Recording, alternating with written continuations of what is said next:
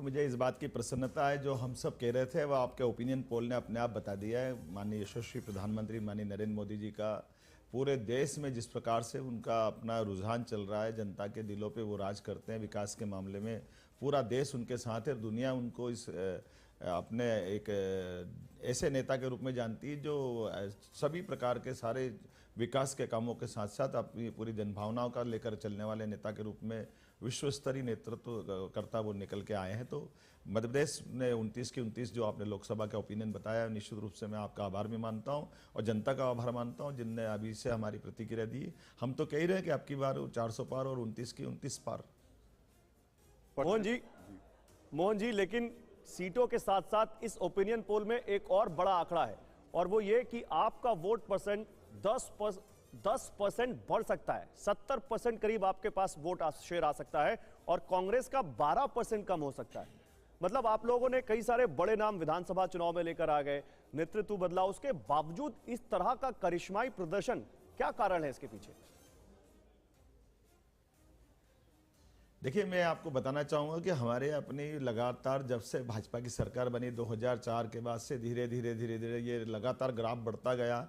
और अभी लास्ट चुनाव में हमने अपने खास करके हमारा अपना वोट परसेंटेज पिछली लोकसभा का भी 58% का गया था, तो 58 से 70 पे बढ़ना, ये लगभग 12% वोट बैंक बढ़ा है। हमारा स्टेट का जब चुनाव हुआ तो स्टेट में भी हम 48% थे, लेकिन सेंट्रल और स्टेट में 10% का अंतर था।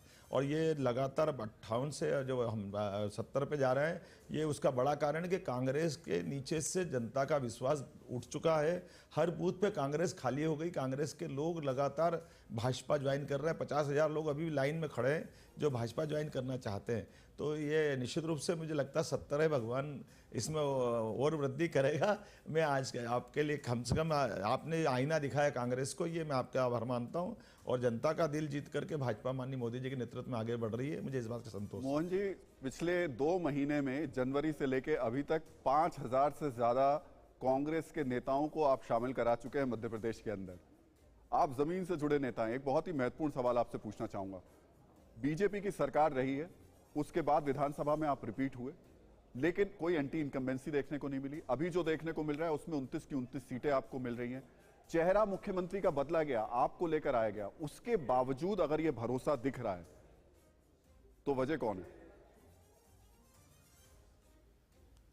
निश्चित रूप से सारी बातों की एक ही वजह है, भाजपा पे विश्वास और माननीय मोदी जी का करिश्माई नेतृत्व। माननीय मोदी जी का चेहरा ही हमारे लोकसभा विधानसभा में हमेशा सामने रहता है। और मुझे इस बात की प्रसन्नता कि पिछले आप सब जानते थे कि मध्य प्रदेश को भी खतरे में बताया था, बाकी छत्तीसगढ़ तो वाकई अजूबा हुआ और राजस्थान भी जिस ढंग से डरा रहे थे, लेकिन माननीय मोदी जी का नेतृत्व था कि मोदी जी ने जो पहले बात कही थी, हमारे लिए गारंटी मध्य प्रदेश के मन में मोदी, मोदी के मध्य प्रदेश मन में मध्य प्रदेश, ये जो स्लोगन चला था उसका लाभ हमको मिला और जनता ने भरोसा किया मोदी जी पे। और हम मुझे इस बात का संतोष है। लगभग 3 महीने की हमारी सरकार है, लेकिन एक एक करके जिस प्रकार से हमने काम माननीय मोदी जी के नेतृत्व में किए हैं, जनता का अपार भरोसा है। और हम इसलिए भी धन्यवाद देते हैं कि लगभग 3 माह से 2 बार तो प्रत्यक्ष माननीय मोदी जी आ चुके हैं और 5 बार हमारे वर्चुअल रूप से मध्य प्रदेश की जनता को अलग अलग विकास की बड़ी बड़ी सौगात दे चुके हैं। मोहन जी, लेकिन राहुल गांधी ने अपनी भारत जोड़ो न्याय यात्रा का ठीक ठाक समय मध्य प्रदेश में भी गुजारा, वो महाकाल के दर्शन करने भी गए, उसके बावजूद उनकी पार्टी का वोट शेयर कम हो रहा है। क्या कहेंगे आप इस पे? देखिए, मैं बहुत पहले भी बोल चुका, अभी दोबारा बोलता हूं कि उनकी भारत जोड़ो नहीं थी, कांग्रेस छोड़ो यात्रा के रूप में सिद्ध हुई है। जहां जहां राहुल गांधी गए निकाल के यात्रा, वहां के कांग्रेस के प्रमुख लोगों ने पार्टी छोड़ी। आप बताइए, हमारे उज्जैन में योगेश शर्मा कांग्रेस के बड़े नेता है, विधानसभा चुनाव लड़ चुके हैं, यूनिवर्सिटी प्रेसिडेंट थे, राहुल गांधी की यात्रा के बाद उनने पार्टी छोड़ दी। बहुत बड़ा नाम है हमारे अपने सुरेश पचौरी जी, 2 बार कांग्रेस की सरकार में केंद्रीय मंत्री रहे, प्रदेश के अध्यक्ष रहे, बहुत सारे दायित्वों पर रहे। आज़ादी के बाद से लेकर उनका परिवार कांग्रेस का बहुत बड़ा नाम था, लेकिन उनके नेतृत्व में कई सारे लोग छोड़ के आए। इंदौर से अभी कल ही पंकज संघवी, बहुत बड़ा नाम, लोकसभा लड़ चुके, उनने कांग्रेस छोड़ी। ऐसे एक एक करके अगर देखते जाएंगे, भरत सिंह दरबार अकेले निर्दलीय 50-50 हज़ार वोट लाते हैं, वो उनने महू से कांग्रेस छोड़ी। कौन सा नाम बताएं आप? लगातार एक के बाद एक सारे नेता तो कांग्रेस छोड़ करके भाजपा में सम्मिलित होने जा रहे हैं।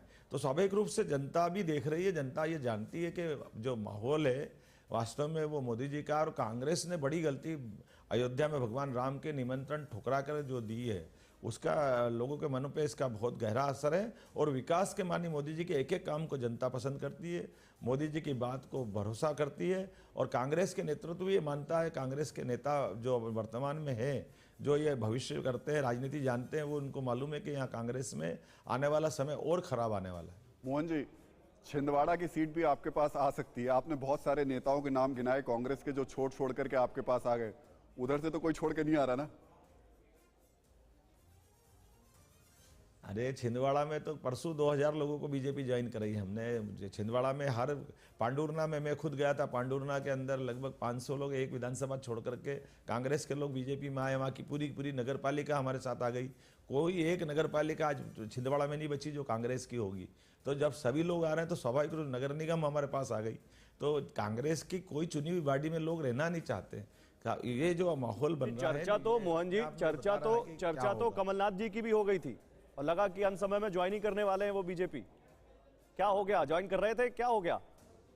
ये तो मैं नहीं जानता, लेकिन नहीं, ये तो मैं नहीं जानता हूँ, लेकिन ये बात सही है कि बड़े से बड़े नेताओं का इस वर्तमान के समय में जो थोड़ी भी राजनीति जानते हैं वो सब कांग्रेस के खराब भविष्य को देख रहे हैं और भाजपा में भविष्य तलाश रहे हैं। और मैं तो केवल कमल के फूल की बात करता हूँ, मैं वहीं पे मेरा ध्यान केंद्रित है। जयशंकर जी, आपको सवाल पूछना चाहेंगे? मोहन जी आप पूछ रहे थे? रामकृपाल जी, आप पूछना चाहेंगे? नहीं, पूछ लीजिए। मोहन, ठीक है मोहन जी, एक नंबर मैं आपसे लेना चाहता हूं। देखिए, बीजेपी ने तो 400 पार का नंबर दे दिया है, 400 पार का। और मध्य प्रदेश में हमारा ओपिनियन पोल ये कहता है कि कांग्रेस के पास 0 नंबर है।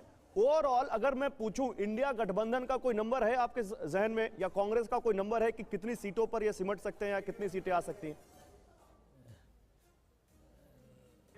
देखिए, ये कांग्रेस का ही गिरा हुआ मनोबल बताता है कि वो खुद सीट नहीं बता पा रहे हैं। जैसे हमारे लोग कह रहे हैं निश्चित रूप से 400 पार, तो वो कहे ना 450 लाएंगे हम। बोले कांग्रेस, राहुल गांधी बोले, उनके खड़गे जी बोले, वो क्यों नहीं बोल रहे? उनको मालूम है पिछली बार 52 सीट आई थी, उनको 52 से भी वो अंदर जाने वाले, 40 के अंदर आने वाले हैं।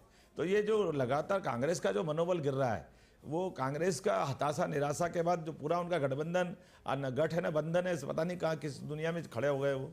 तो जो माहौल दिख रहा है निश्चित रूप से ये आपकी बार का चुनाव तो प्रचंड बहुमत के साथ माननीय मोदी जी को सरकार में ला रहा है। मोहन जी, लेकिन कुछ लोगों के, कुछ आपके पुराने साथियों के टिकट भी कटे हैं।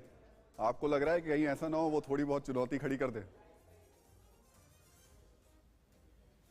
देखिए, हमारी पार्टी में ये अभी आपने पिछला मध्य प्रदेश का उदाहरण देखा होगा कि जो सीटें हमारी हारी हुई थी, इंदौर क्रमांक 1 हमारी सीट हारी हुई थी, लेकिन वहाँ हमारे माननीय कैलाश विजयवर्गीय जी को टिकट दिया, वो बड़े नेता, लेकिन उनको जैसा पार्टी ने कहा तुरंत लड़े और वो सीट जीत के लेकर के आए।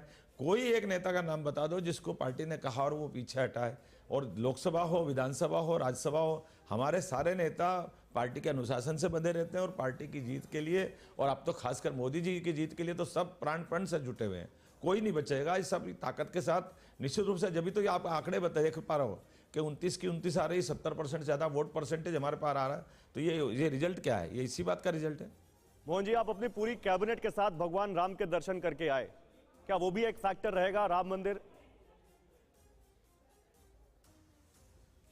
देखिए, वर्तमान में भगवान राम का 500 साल बाद, और हम तो मध्य प्रदेश वाले ये बता सकते हैं कि 2000 साल पहले उज्जैन के सम्राट हमारे और विक्रमादित्य ने 2000 साल पहले वहाँ पूरी अयोध्या में मंदिरों के निर्माण कराए थे, घाट बनवाए थे। वो मंदिर 500 साल पहले नष्ट हुआ था और सौभाग्य की बात है, माननीय सुप्रीम कोर्ट के निर्णय के आधार पर मंदिर का जीर्णोद्धार हो रहा है, मंदिर में गर्भगृह में प्रवेश हुआ है। तो पूरा देश एक तरह से भगवान राम के बिना भारत की कल्पना कैसे कर सकते हैं? महात्मा गांधी के भी आखिरी शब्द हे राम ही तो थे। तो भगवान राम को में रोम रोम में राम समाया हुआ है। ऐसे में निश्चित रूप से जनता जानती है कि विकास का मामला हो या सांस्कृतिक अनुष्ठान का मामला हो, सभी में माननीय मोदी जी ने जनता का जो विश्वास जीता है। और अब हमने सबने देखा कि अब अयोध्या की क्या बात करें, अरब तक अगर भगवान राम के मंदिर का लोकार्पण हुआ है तो जनता अपनी खुली आंखों से देख रही है। हमारी सनातन संस्कृति पे गर्व करने वाले सारे लोग हमारे साथ हैं।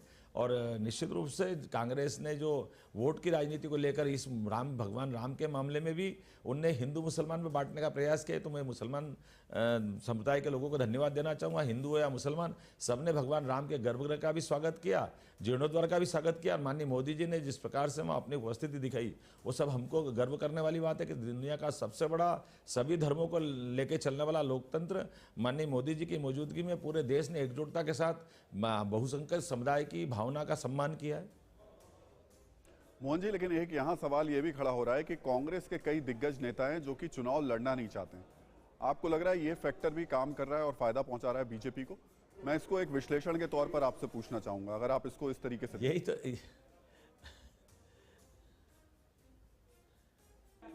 जी, मैं आपसे सहमत हूँ। बड़ी बड़ी जगह पे कोई भी कांग्रेस का बड़ा नेता लड़ने से तैयार नहीं है। दिग्विजय सिंह पिछली बार भोपाल लड़ रहे थे, आज उन्होंने मना कर दिया। कांग्रेस के कौन बड़े नेता कांग्रेस के प्रदेश अध्यक्ष लड़ने से मना कर रहे हैं, कांग्रेस के सारे नेता मना कर रहे हैं, तो उनको मालूम है कल क्या होने वाला, तो अब आज वो लड़कर के क्यों अपनी इज्जत खराब कराएंगे। और यही चीज़ें मनोबल में जनता में तुरंत ये विषय पहुंचता है, और जनता इस बात को जानती है कि जब इनका माहौल ऐसा नहीं है, पार्टी के लोग लड़ना नहीं चाहते, तो फिर कोई क्यों आएगा आगे। मोहन जी, बहुत बहुत धन्यवाद TV9 भारतवर्ष से बात करने के लिए, और फिर आपसे मुलाकात और बात जरूर होगी जब चुनाव के नतीजे आएंगे। उसके बाद में ओपिनियन पोल हमारा जो 29 के 29 बता रहा है वो सटीक किस तरीके से बैठेगा, उस दिन जरूर आपसे बात करेंगे। लेकिन इस वक्त